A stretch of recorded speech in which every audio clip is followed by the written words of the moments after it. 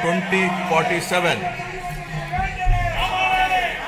While the long-term pursuit remains firm, the government is undertaking regular interventions and mid-course corrections to stay aligned with evolving realities. A structured review and monitoring framework has been instituted with periodic conferences of ministers, secretaries and district collectors to assess progress, address bottlenecks and implement timely course correction, ensuring accountability and continuity in execution.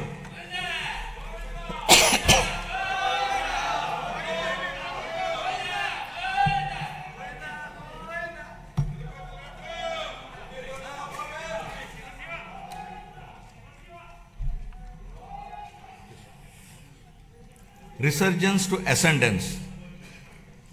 My government has embarked on a clear and deliberate journey from resurgence to ascendance, guided by the resolve to rebuild, renew and rise.